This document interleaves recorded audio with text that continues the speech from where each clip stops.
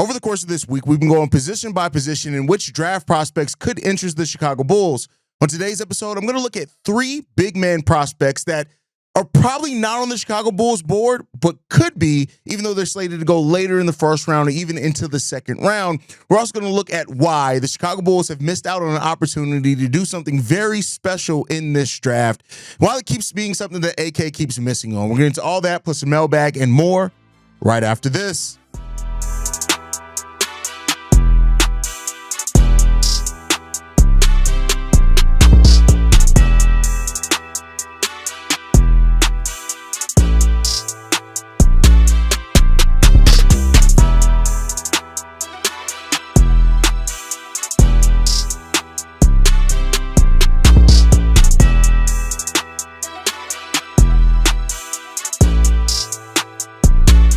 What's going on, Bulls fans? Welcome to another episode of Chicago Bulls Central, your number one spot for everything Chicago Bulls related. I'm the host there, Haize, but more importantly, you guys can follow the channel at Bulls Central Pod on every social media platform we happen to be on. With that said, let's go ahead and get into this content for today, y'all. And I want to start talking about three players, right? Three players that are probably not going to be Chicago Bulls, and they're not going to be Chicago Bulls due to draft position, some other things like that. But they're also players that you guys have brought up, so I definitely want to talk about them since you guys have brought up and asked me to talk about it and what I feel about it. And it is mailbag day, right? But I also think in having this conversation, it also highlights how AK keeps missing on something that I think is going to slowly but surely make it worse for the Chicago Bulls in the long run. It already has in a lot of ways. So we'll get into that. I'll explain that after we get through this second segment and section of the show. But let's go ahead and get into the players here, right? The first player that I want to talk about is Ryan Kalkbrenner. Now, this is a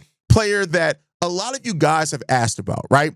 And of course, in the draft combine, he did decently enough. He's slated to be a second round pick. Some mocks have him going late first round. I think that's due to the solid draft combine that he did have. And not even just the solid draft combine. I want to be clear here. This guy did perform pretty damn well in the NCAA last year. You look at Ryan Kalkbrenner last year, 7'1", 270 pounds. He played 5 years at Creighton, and he was basically a starter all 5 of those years. And this is a guy that, as a big, has a lot of the type of things in play that you would want from a big going forward. Now, he's limited, and I think he's going to be extremely limited at the next level pretty consistently, if I'm just being 100% honest. But he is a guy that has a lot of kind of those raw skills that you look at while you could still bet on him doing something at the next level, right? Like some of the guys that we're going to talk about here in this draft are going to be guys that just, they don't have really anything quite yet. But what Ryan Kalkbrenner does bring to it is, excellent shot blocking. Like you talk about rim protectors, 2.4 blocks over the course of his collegiate career. The season before last, 3.1 blocks per game, right? And like I said, this is a guy that basically started 4 years in college. His freshman year, he played 31 games, 13 minutes, but he didn't start a single game, but he was a 4-year starter after that. And he's a player that, again, 63%, he averaged 65% shooting in his college career. Even last year, he took a step up 3-point shooting wise at 34%, but he only took 1.5 threes per game. So he's not a player that's going to take a bunch of threes. And I don't think you need to in the modern NBA. I think too much now. We're having too many conversations on the need to shoot 3-pointers out as a big. And like I've talked about it before with like Thomas Sorber and things like that. Like you need to be able to stretch the floor. And that could be anything between a 12 to 15 foot. Ideally, if you can get out to 18.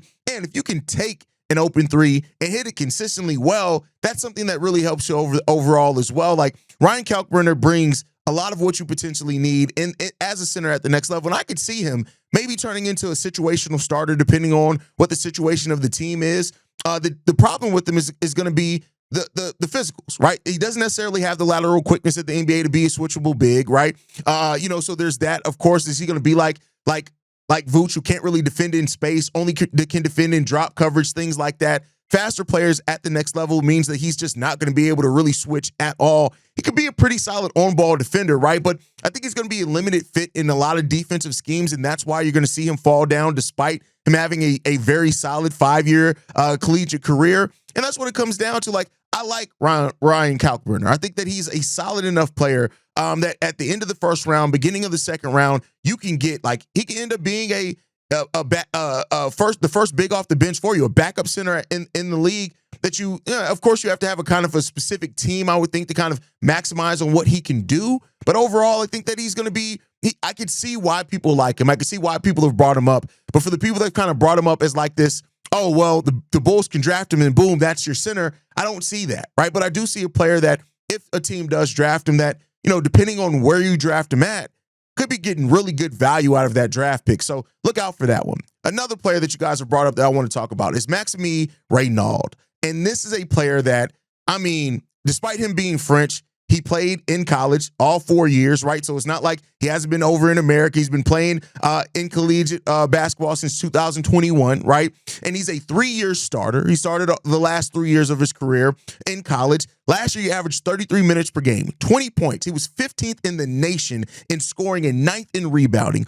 The problem is he doesn't really offer any type of rim protection. Yeah, he averaged over a block per game last season in college. It was his first year doing that, but his timing on blocks, those type of things are all very limited. Now, this is a guy that has drawn some comparisons to like a Walker Kessler, and we've seen how Walker Kessler has been able to play at the next level, but I don't know if I see that for him personally. For me, I can see why those would be some comparisons for him. I think the comparisons like Luke Cornett are better comparisons for him. I think the next guy we talk about has more Walker Kessler vibes than Maxime Raynaud. But again, a guy that performed really good in the draft combine. I think has some decent enough upside at 7'1", a legit 7'3" wingspan, I believe. Like, this is a guy that can make a name for himself. And like I said, I can see him maybe becoming a starter at the next level, depending on how you develop him over time, what the makeup of your team is, where you have defensively and other things, right? He doesn't play above the rim, not a great athlete, doesn't have any type of verticality really at all, right? Doesn't seem to be a switchable defender either at the NBA level.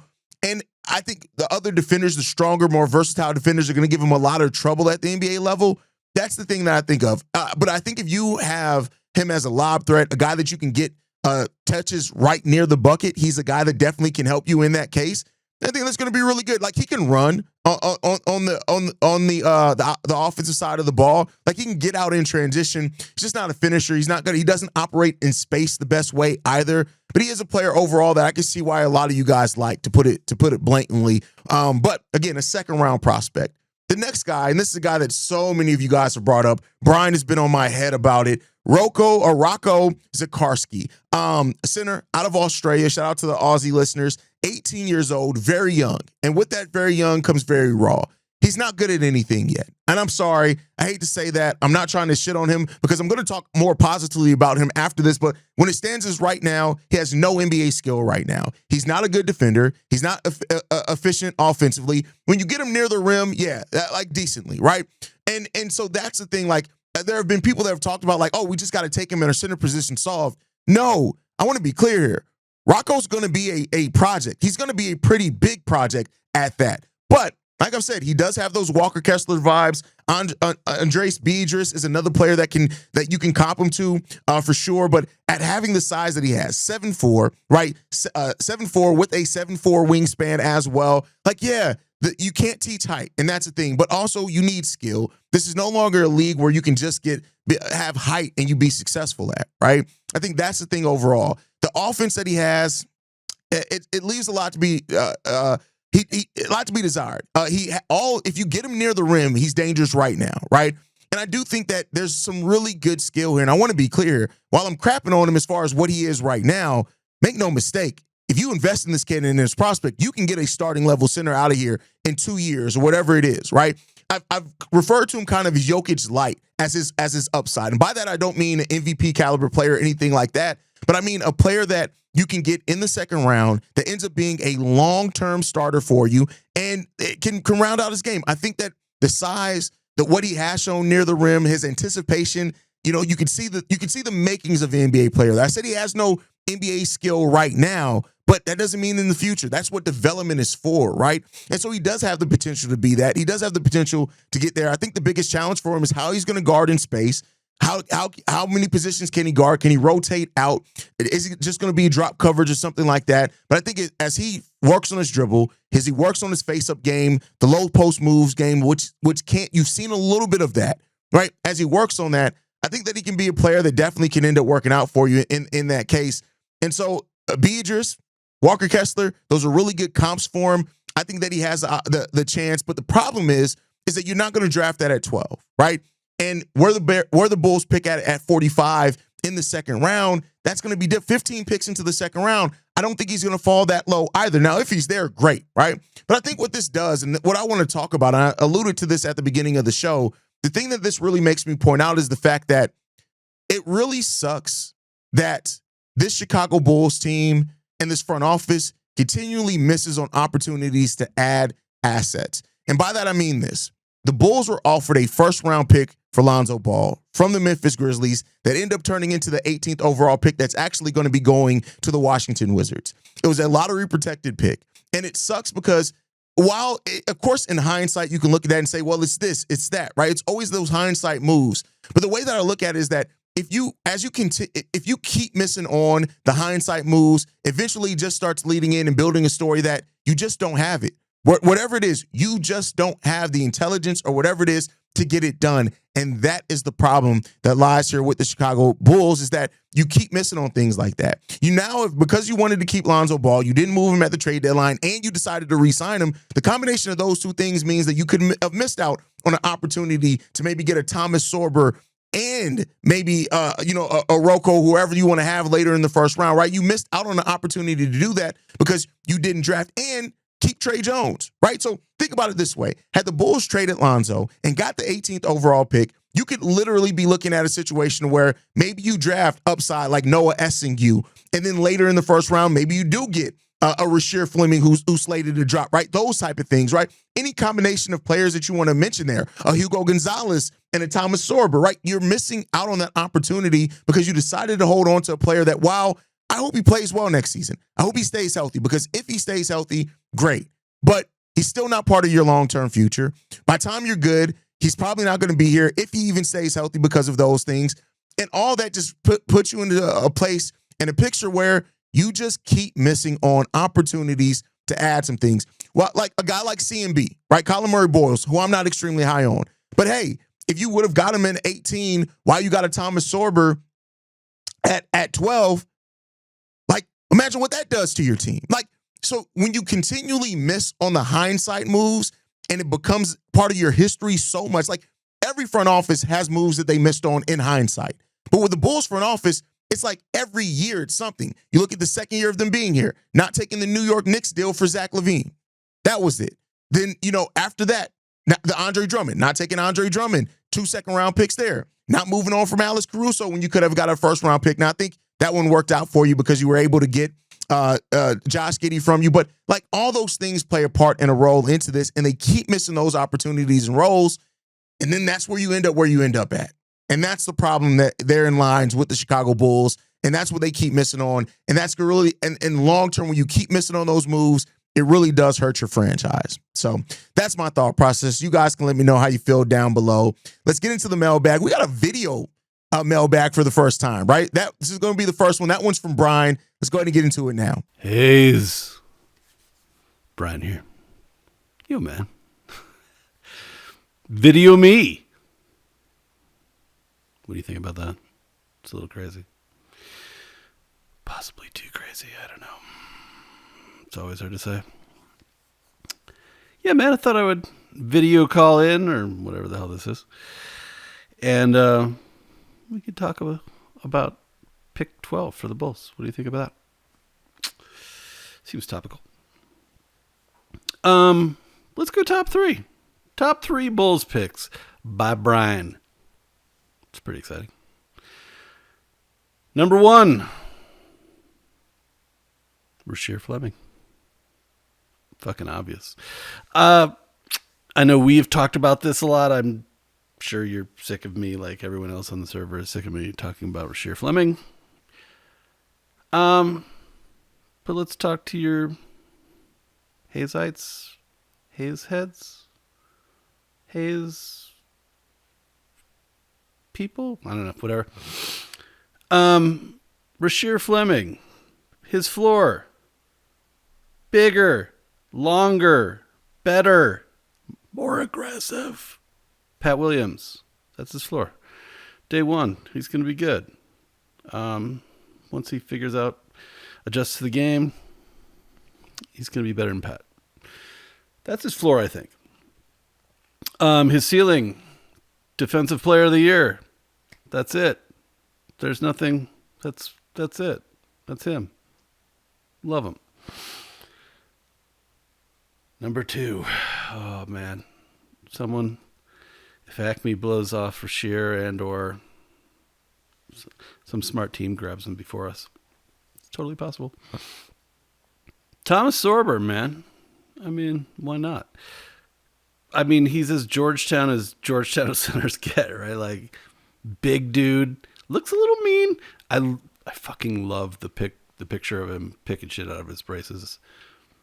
I bet that pisses him off, but he should embrace that 'cause that's cool to me. Love it. That dude's an anchor of a defense, and he's a giant, like 7'6" wingspan. That's nuts. And then number 3, I'm going with Carter Bryant. I mean, like, he's going to be, 6'8". He's going to be, his defense is good. He's a shot creator. And he's smooth, right? Like, dude's going to be good. Like, his floor is, hey, I'm a 3-and-D forward. Like, that's good, and his ceiling is like, hey, I'm Paul George starter kit. That's it. Anyway, I know our lists overlap a little bit, but what do you think about that? Anyway. Thanks, brother. See ya! Your draft prospects. Rasheed Fleming, I already know I love. I agree with you. Floor, more aggressive P. Will. I like that. I think throwing P. Will's name in there is going to worry some people, but I think Rasheed Fleming is exactly what they hoped P. Will would turn into. He is aggressive. He can stretch the floor. He is a rim protector. He is a good on-ball defender. He can guard multiple positions, right? And he has the dog-type mentality. And I'd love to hear that we heard today, I did an episode yesterday, he isn't on the Bulls board. We end up hearing that. No, he is on he is on Rasheed Fleming's list to meet with. So it's really good, right? But overall, Rasheed Fleming has the opportunity to be exactly what they had hoped P. Will was going to turn into and never turned into. I think Rasheed has such a high defensive upside, such a high offensive upside too as well. I love Rasheed Fleming. Now, we'll see, because I think a lot of mocks have him dropping. It is what it is there, but I love Rasheed. Thomas Sorber, agree with you. He has the ability to be your defensive anchor. He has the ability, the 2 block shots per game. He is going to patrol that rim. You have him and Modest Buzelis out there. And I think I know people make it about being 6'9". Like I said, Jared Allen's 6'9". You're not looking for him to be the back-to-the-back. You're not looking for him to do that, but he has those moves too. The advanced post moves that he has are really good. And I would love for the Bulls to be able to draft a Thomas Sorber here. I think he would work out really well. And while there's some Bulls fans that have some doubt about him, I think he'd end up being a favorite. Carter Bryant. I think the Carter Bryant thing comes down to, do you really want to keep being the team that bets on guys that didn't play a lot, that came off the bench, because that bit you in the ass with P. Will. Now, the difference between that is he has the mentality. You can see it. He has a different mentality than P. Will. I always maintain that the problem with P. Will isn't that he came off the bench in college. It's the fact that he's not aggressive. He doesn't care about basketball like that. You don't really get those vibes from Carter Bryant. I do think he's probably going to be off the board before the Bulls pick, but I like him a lot too. So your top 3 I all agree with. I think they all bring defense to the Chicago Bulls. I think Carter Bryant, as you said, brings shot creation. Thomas Sorber brings the shot blocking and the post moves that you need in the half court, which is another thing that we don't talk a lot about. You need somebody in the half court that's going to be able to have those back to the basket moves. Thomas Sorber has that. How does he get that off against some of the bigger bigs in the league? That's going to be the fun thing to watch with him. But I think overall, even hearing that he models his game after Bam, it's really good, because that's who he's going to have to try to be if he's going to be a center at the next level. And Rasheed Fleming, I love Rasheed Fleming. So, we'll see what happens there. But all right, let's get into the next one, man. This one's from TJ. Bro, hey, I'm fucking literally pissed. This TJ, man, I ain't even want, man, this shit got me heated. Because I would have been okay if it was literally anybody other than the fucking Dallas Mavericks, bro. The niggas who are literally the worst front office in the goddamn league, besides the Chicago fucking Bulls. Because who the fuck trades a goddamn superstar for a goddamn me? You can't make this shit up, bro. This nigga literally got hurt in his first fucking game back, bro. This nigga played one half and was done. He was done. How the fuck does that team, how the fuck does Nico Harris get a goddamn number 1 overall pick? It don't make sense, bro. That shit should have been ours. I don't care. I don't give a fuck about what nobody say. That was all fucking pick. No ifs, ands, or buts about it, bro. That should have been. We lost the goddamn we lost a motherfucking coin flip to these niggas because we won one extra game. The goddamn, fuck you, Josh Giddey. This is your fault. He cuffed us.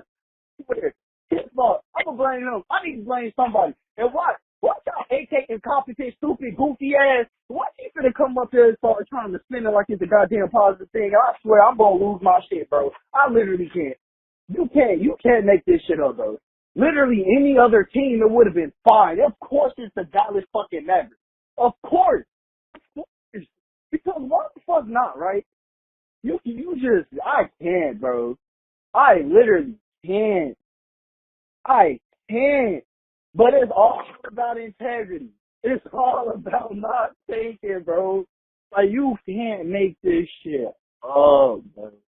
You can't make this shit up. We're never going to see the Bulls good again. We're never going to see it. It's not. I'm going to die watching the Bulls be hot water underneath. Like, this nigga needs to go. He needs to go, bro. He needs to get on somewhere. This nigga needs to get fired and watch his stupid, goofy ass gonna say, oh, but at least we got our pick. If we didn't make that trade, we would have lost our fucking pick. Bitch, if you just lost one more fucking game, you would have had to worry about that shit. We would have had the number 1 goddamn pick, and we would have been winning for fucking decades. Like, I can't, man. I'm so blue. Like, I'm so over it, bro. These niggas, they make it so hard to be a Chicago Bulls fan, bro. We can't have one good team in the goddamn city. We got a team who wins like 4 games out of an entire 104-game series. We got a Cubs team who won the fucking World Series. That's all cool and all, but what they looking like now, all they do is hold up traffic. Like, bro, we got blaming Josh Giddey, and I get it. I understand you cooked, right? But blaming Josh Giddey for losing the number 1 pick, it's not that. Don't fall in love with that social media thing. Even that, like, I think people mistake, and I explained this a little bit before. The lottery and who wins it isn't as simple as picking out a lottery ball. That's the team that gets the pick. It's a system a point system. I think we heard that the Washington Wizards or Portland Trailblazers was like 1 point away from actually getting the pick or something like that, being the number 1 overall team. That's just the way that it works out, man. Like, if the Bulls had won that coin toss, there's still no guarantees. Not as simple as we win the coin toss, bam, we would have been the one to get the number 1 overall pick. It's not that. And I get it. You have the right to be upset. But I think this, like, if you're tying the Bulls being good again to if they tank or not, you're going to be disappointed. And that's not the only way to get good. I think if you want to look at it this way. The Dallas Mavericks weren't a team that tanked. Yes, they traded Luka, but that was a team that played their players up until the last minute. They were trying to make it into the playoffs. They were. They just were. Now, Kyrie went down, things like that, but that was a team that was trying to get into the playoffs. They barely missed out on a play-in berth, or play-in, I should say, right? So I think that we're seeing that with the flattening of the odds and things, like, it doesn't come down just anymore to if you're tanking or not. That doesn't guarantee anything. So I get you being upset. There are going to be a lot of people that agree with you and that feel you, and that's why I wanted to play this voicemail, because you're speaking for the fan base, and I understand your frustration, but I think when you sat back and look at it logically and how things actually shake out and how they are actually done, no, Josh Giddey didn't lose us the number 1 overall pick. Us not taking didn't lose us the number 1 overall pick, at least in my opinion. You guys can let me know how you feel down below. All right, let's get into this next one, man. This one's from Josh. What up, Haize? This is Josh in Arizona. I'm calling after the draft happened today, and we seen that the Mavericks was able to get the number 1 draft pick. Lucky them on that. Kind of sucks because no repercussions for Nico Harrison, but that's besides the point. I'm calling around like halftime of Game 4 between the Warriors and the Timberwolves, and seeing Jonathan Kaminga and how he's sort of stepped up in the absence of Curry on his team. I do believe I think a lot higher of him now in the sense of I think he will be a good piece to add to the team. Especially if we're able to get a nice defensive center with that number 12 pick. I think that could do well for the Bulls in our future season. My question is though, if we was to try and take Jonathan Kaminga from the Warriors, which I do believe in seeing how he's playing in the playoffs right now, they would want to match whatever salary another team gives them. What do you think could be the highest bid that we could throw him to where we can get him on the team without overpaying him, and while also, not allowing the Warriors to match that? So high enough to where the Warriors can't match it, but also low enough to where we're not completely overpaying the dude. Although I do think he's a good player. So just let me know what you think, and be red shit. The possibility of signing Jonathan Kaminga, here's the thing, right? So after the Giddey extension and after our first round pick, we got $19 million to work with. We don't have enough cap space to try to sign Kaminga to an offer sheet that the Golden State Warriors aren't going to match. So it's going to have to be a sign and trade. And that's kind of always how I've talked about it. The chances of it being a sign and trade are higher than anything else. It's probably going to have to be a sign and trade for the Chicago Bulls to be able to get Jonathan Kaminga in the building. That means probably Vooch or maybe P. Will, right? And so it's going to have to be that. So I think that's what it comes down to. The most we're going to have to offer is $19 million, and we are not even going to be able to offer all of that. So yeah, it's going to have to be a sign and trade if we get Jonathan Kaminga, unless the Bulls make some unforeseen salary dumping move, which frees up more cap space. And then at that point in time, I think this, if you're trying to give Kaminga a deal that the Warriors are going to balk at meeting, you're probably looking at $30 to $35 million deal. I don't really want to do that even if we had the cap space. So working out a sign and trade, I think, is going to be the best thing for the Warriors and for the Bulls, because I think both teams would be motivated. If the Warriors really do have an interest in Vooch, that'll be there. If they have an interest in P. Will, maybe they look at, Kaminga has to be ball dominant. Maybe you look at a player like P. Will, who doesn't necessarily need the ball in their hands because he hasn't had it and he hasn't had the aggression level and the defense. And maybe Steve Kerr looks at that and say, no, I may be able to work with that. So maybe there's that aspect of it, right?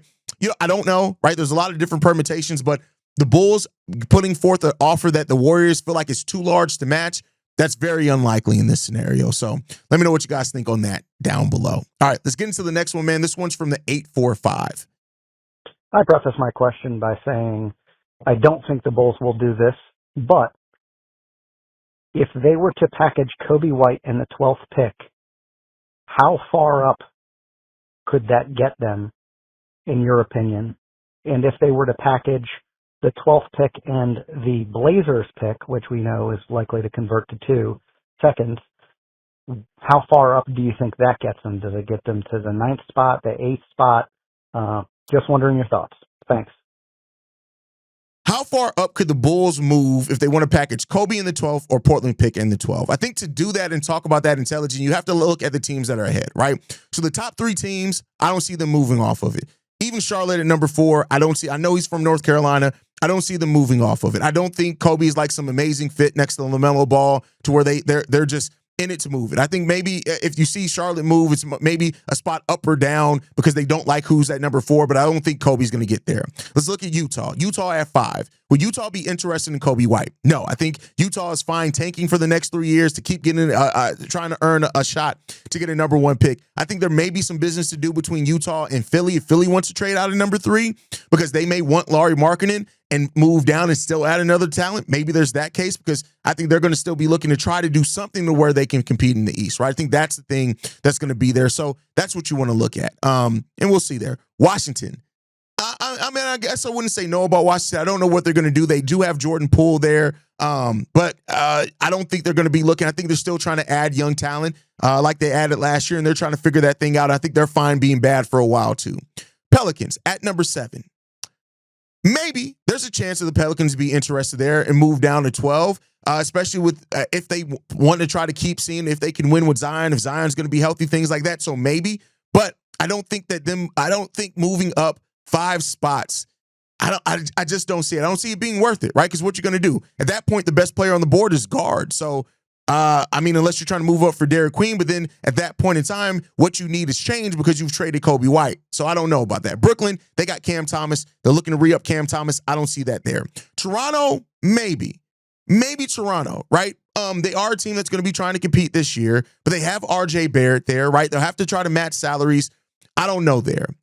At 10, Houston. If Houston moves out of that 10th spot, I think it's going to be for a surefire star. They're going to look for a scorer for sure, but I think they're looking for a star level player to come in there. I think they're going to be targeting the Devin Bookers, the Kevin Durant's, the Giannis if they become available. I don't think it's going to be for Coby White to move down. So that's what I think. Portland at 11. I don't think it's worth it at that point. Like, yeah, you can offer Portland their own first round pick back, so that frees them up, right? And they are a team that said that they're going to be trying to make the playoffs sooner rather than later, so maybe that's there. But then again, is it worth it to just only move up 1 spot? Unless you see a player that's there that you absolutely feel like is a superstar in the making, and you don't want to risk Portland taking them, then maybe. But then again, so I don't think the Portland or Coby pick, you're going to move up very far in this draft. I just don't see it. I think you got to look at the board and what each team is looking for and adding. I think there are going to be a lot of movement in that lottery, but I think there are going to be some teams that are looking to move off their pick to get stars. And unfortunately, Coby isn't there. And I don't think that it'd be worth the Bulls to give up to that and what they get back. I just don't see that happening personally. But hey, maybe I could be wrong on that. You guys can let me know how you feel on that down below. All right, let's get into the last voicemail for today. This one's from Vikram. So, Haize. Yeah, it's Vikram, by the way. So I remember when you first reacted to this voice message, you told me to leave it after the draft lottery happens. And with the playoffs setting up the way it is, I feel like the only main real team that we could possibly trade with is the Warriors. Maybe another team wants like a Vooch or something, but I want to know your thoughts on how to approach this offseason. Like you said, approach the draft. You said to leave another voicemail about that. So here's the reminder voice message. I have a couple trade ideas. I don't want to get into all of them, but a lot of our trades that we're probably going to make that are relatively big are going to be during around the draft, centered around draft picks, draft compensation. So I'll give you 1 or 2 right now, depending on how much time I have. The rest, when you do react to this voicemail, whatever episode it's going to be on, I'll leave in the comments. Maybe you see it, maybe you don't. Yeah, so my first one, let me pull it up, that I have is the biggest one that I think that could maybe happen is this big 3-team trade. So Sixers get 12, Herb Jones, P. Will, Vooch. The Bulls get 7 and PG, take on that Paul George contract, and Pelicans get 3. So I think the Bulls can swoop in and take Kaman, Trey Johnson, I don't know, maybe Derek Queen, and you can get that center main guy, but you could also get the 6'6" Trey Johnson. I don't know how he was his height at the combine, but yeah, this could be a home run trade. If next off season we're a playoff team, we take off PG. At that point we have all our picks, so we send off PG with a pick or 2, and we make our main free agent push. We don't ever have to make a big free agent push though. If we go and get the 6th, 7th overall pick, and he develops into something big, and Modest does too, but we can also make margin moves with this. And I think the Sixers would love to get this contract off with PG while still having a Herb Jones, P. Will, and Vooch to temporarily take over Embiid's role whenever he's out. And this gives them a lot of flexibility. So I think there's a real world where getting rid of that PG contract, moving down to 9 spots, and getting a Herb Jones and a Vooch could be really something to look at. Pelicans, I feel would do this just because they get the 3rd overall pick, get their guy. All right, so you got the 76ers getting Herb Jones, Vooch, the number 12, and P. Will. Then you got the Bulls getting number 7 and Paul George. You got the Pelicans getting number 3. Here's the thing. You said home run trade? No. I think that the Paul George being included in this makes this a no for the Bulls off the rip, right? It's move up 5 spots, but to take on 3 more years of Paul George money, which caps out at $56 million. He's making $51 million. That puts us right back where we were with Zach LaVine. And keep in mind, this team is trying to move into getting having cap flexibility in 2026. So I think that alone makes that deal a no-go. I don't think that's a home run deal because you're taking on 3 more years of Paul George's contract, and he's making $51 million next year, more than what Zach LaVine would have made at any point of his deal. And he's older, more hurt, and those type of things. I get what you're getting at, Vikram, like trying to find a way that the Bulls can get a higher pick, but I don't think moving up to 7 is worth all that. You got to keep in mind this too, as well. Like this is the Bulls are trying to win while still developing. And keep in mind, the Bulls have a less of a leap to make than the Detroit Pistons did last year, right? The Bulls win 2 or 3 more games, you're looking at them potentially avoiding the play-in. So I don't think strapping yourself to a Paul George contract and not knowing if he's good, in which you can keep your assets, right? You can keep, I'm not saying don't trade Vooch, but like you draft a number 12, you add a player at a center and a defense that you need here, right? And you maintain cap flexibility because the East is going to change drastically next year, right? Philly may not be as good. They're going to try to, but we don't know what's going on with Joel. Boston's not going to be as good, right? They're still going to be a playoff team, depending on what they do with some of the assets they move off there. But then again, you don't know what that's going to look like, right? Milwaukee's probably not going to be as good. So I don't think you strap yourself with 3 years of paying Paul George $51 million per, right? That's more than even, like, people talk about holding on to P. Will's money there. And P. Will played more games and had similar production to Paul George last year. So, no, I'm sorry. I'm good on that. I don't think that's a good move for the Bulls at all. I think it's actually, and not to cook you. I'm not trying to cook you. Like I said, I understand what you're trying to get at here with moving the Bulls up.